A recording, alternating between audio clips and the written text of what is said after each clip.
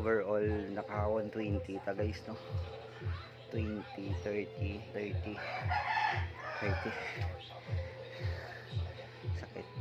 Pero daily ano ta na guys, at least, no?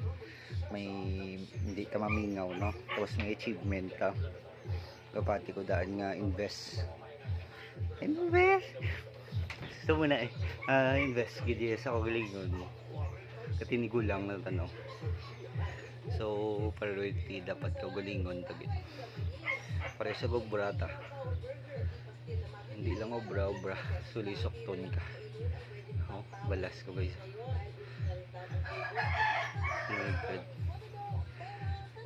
Nami. Pero aga na guys, aga. Tapos hapon muna ako daily routine subong pang ano lang, pang pabalas bala. Secondary lang ta. So kagapong gali guys na interview ko sa isa ka BPO ko.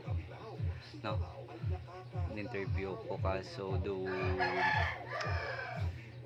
but lang kung ano makapasart to or hindi. So usually mo na. So sa initial interview okay, pero I don't know kung makapasart no sa ano, pero way mo ko expect na guys. So muna mas mayo actual daan, personal ba lang ang interview. Wala ko ga effort kung sa phone interview daan, mas nami kung sa personal, no?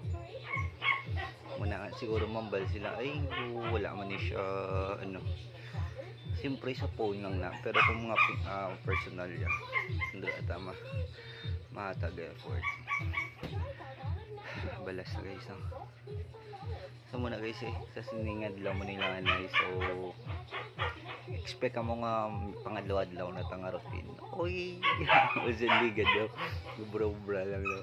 Subong ara di pa gym na to. Makibot ko mo macho na ano, may abs na ta ano 10 packs yung lang. So muna lang guys isa wak taliagan na muna pabalas ta, tapos karon naman sa hapon da. Siguro mga 4 na muna. Siguro mga basta sa hapon na maganahan lang ta na gusto ta magpabalas, no? Syempre init dan subong di mo na lang guys sa mga video, no?